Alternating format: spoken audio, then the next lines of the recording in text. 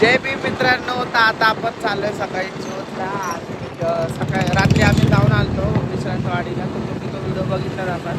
आणि आता आम्ही जोतला चाललोय. तर विषय नाही आता जोत जवळजवळ आता साई मंदिरचं तिथे आले, तर त्याला तिकडं पण बघू आता. आणि मी नवीन शर्ट घातलंय फ्रेंड्स. कसं वाटतं आपल्या बाबासाहेबांचं शर्ट नक्की कमेंटमध्ये सांगा.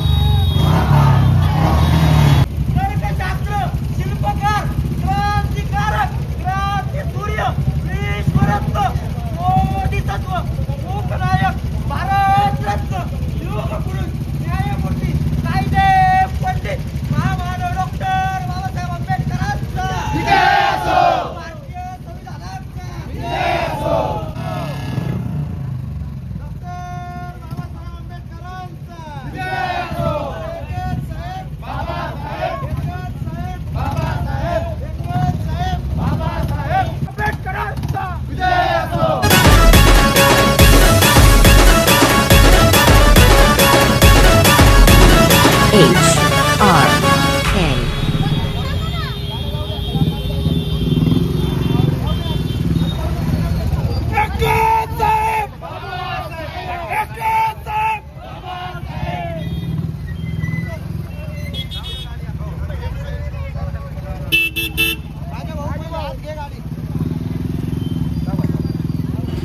आता ज्योत आपल्या बुद्ध विहारामध्ये आलेले आहेत आणि तिथं आपल्या सगळ्या ज्या माता भगिनी आहेत ते त्यांचं स्वागत करत आहे, औक्षण करत आहे.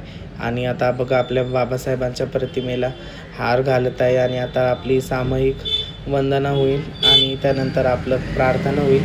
प्रार्थना झाल्यानंतर हे बघा आपले शासकीय अधिकारी साहेब पण आलते, आपले आळंदी पोलीस स्टेशनचे. त्या साहेबांनी पण आपल्या बाबासाहेबांना पुष्पहार घातला आणि त्यानंतर आपली वंदना चालू झाली.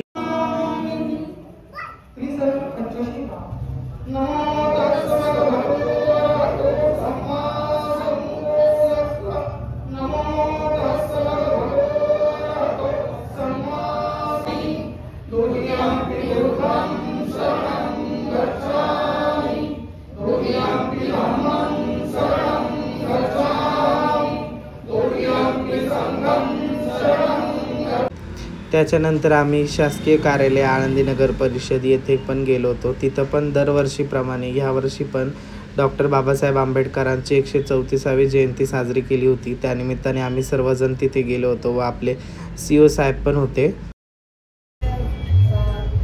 बाबासाहेबांची जयंती शासकीय पद्धतीने साजरी करण्यासाठी उपस्थित झालेला आहोत. बाबासाहेबांनी आपल्याला आज जे आपल्याला अधिकार दिले त्या अधिकारामुळेच मी तुमच्यासोबत जे शिक्षण घेता आलं नसतं मला.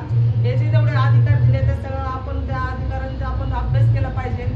आणि बाबासाहेबांनी सांगितलं शिका, संघटित व्हा आणि संघर्ष करा. तर आपण जास्तीत जास्त मुलांना शिक्षण दिलं पाहिजे. मुलींना जास्त शिकवलं कमीत कमी.